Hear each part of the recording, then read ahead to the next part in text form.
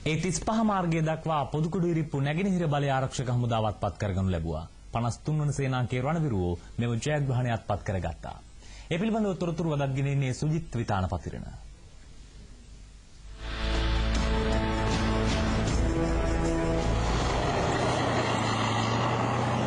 ත්‍රස්තවාදීන්ට මේ වන විට ඉතිරිව ඇත්තේ ඉතාමත් සීමිත වූ කුඩා බිම් තීරුවක්. ඒ බිම් කඩ තුල වූ ප්‍රධාන සැපයුම් පද්ධතියද අඩපණ කරන්නට යුද හමුදාව සමත්ව සිටින්නේ. පුතුකුඩරිප්පු නැගෙනහිර ප්‍රදේශයෙන්ද ඒ 35 මාර්ගයේ බලය යුද හමුදාව සියතටගෙන දරුණු සටනකින් පසුවයි 5 වන හා 7 වන ගැමුණු හේවා බලෑනිවල රණවිරුවන් මෙම ජයග්‍රහණය ලබා ගනු ලැබුවේ. මීට ඉදිරියෙන් ත්‍රස්තවාදීන් දැවැන්ත ආරක්ෂක පවුරු හා යුද අගල් කීපයක් ඉදිකර තිබුණා. පසුගිය දින කීපය තුලම එම රුදුරු බාධකයන් ජය ගනිමින් පුතුකුඩරිප්පු නැගෙනහිරින් ඒ 35 මාර්ගය දක්වා විරෝධාර රණවිරුවන් අද වන විට පිවිස සිටින්නේ.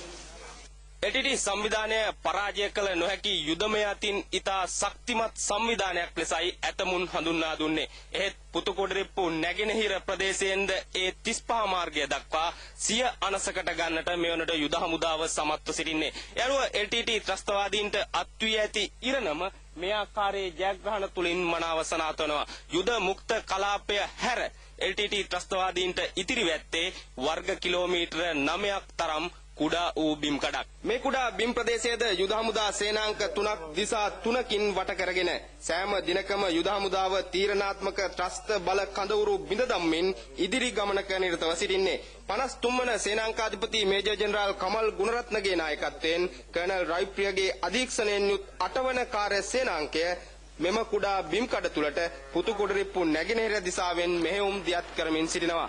681 වන බලසේනාධිපති ලුතිනන්ට් කර්නල් ලලන්ත ගමගේගේ මෙහෙයවීමෙන් 5 වන හා 7 වන ගැමුණු හේවා බලෑනිවල රණවිරුවන් ඒ 35 මාර්ගයේ ත්‍රස්තයන් සතුව පැවති භූමිය මේ අයුරින් සිය අනසකට ගනු ලැබුවේ. ඊට 5 වන විජයබා පාබල රෙජිමේන්තුවේ රණවිරුවන්ද අනගී සහායක් ලබා දුන්නා.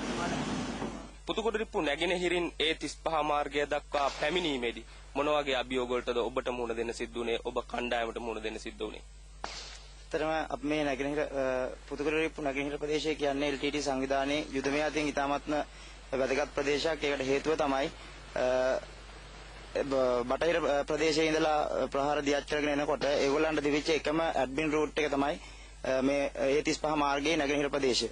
එතකොට මේක ඒගොල්ලෝ කියන්නේ LTT සංවිධානයේ ගොඩක් ඒගොල්ලන්ගේ සේනා සංවිධානය දාලා සෑහෙන දුරට මේක අල්ල ගන්න උත්සාහ කරා. නමුත් මේකදී අපිට ගොඩක් දුරට බාධක වුණේ මේකේ ඕපන් බිම්. මේ කියන්නේ ගස් කොළන් නැති පිට්ටනි වගේ බිම් ගොඩක් තිබුණා. ඒව තරණය කරලා එන්න අපි සෑහෙන වෙහෙස වුණා.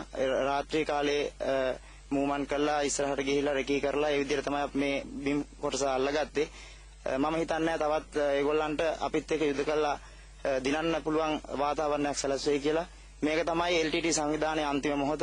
අනිවාර්යෙන් අපි ඒගොල්ලන්ගේ අන්තිම මොහොත දක්වාම මේ සටන දිගටම කරගෙන යනවා. උදුරු ත්‍රස්තවාදය නිමාවීමේ බලාපොරොත්තු මේ ආකාරයෙන් දිනෙන් දින ඉටු වෙමින් පවතින ආකාරයක් වන්නි සටන් පෙරමුණ තුලදී දක්නට ලැබෙන්නේ. ඒ වීරෝදාර රණවිරුවන්ගේ අසීමිත කැපකිරීම තුලින් ත්‍රස්තවාදීන් සතු ප්‍රදේශ මුදා ගන්න අතරම LTTයේ ප්‍රාණ අපකරුවන් වූ සිවිල් ජනතාවගේ දිවි රැක දෙන්නටද සෑම විටම යුද හමුදාව කටයුතු කරනු ලබනවා. යුද මුක්ත කලාපය තුල රඳවාගෙන LTTය අකණ්ඩව ඉදිරි ආරක්ෂක ප්‍රදේශයට බරාවි ප්‍රහාර එල්ල කරමින් සිටින්නේ. ඒත් කිසිම විටක ඊට ප්‍රතිචාර දක්වන්නට යුද හමුදාව කටයුතු කොට නැහැ. ඒ ත්‍රස්තවාදියා හා යුද හමුදාවේ වෙනස නැත්නම් ම්ලේච්ඡත්වය හා මනුස්සත්වයේ වෙනස මනාව රණවිරුවන් අවබෝධ කරගෙන ඇති බව ලොවටම ප්‍රදර්ශනය කරමින් සාමාන්‍ය ජනතාවට වෙන් කෙරුණු යුද මුක්ත කලාපයත් සමග LTTයට ඉතිරිව ඇත්තේ වර්ග කිලෝමීටර 25කට අඩු වූ බිම් ප්‍රදේශයක්.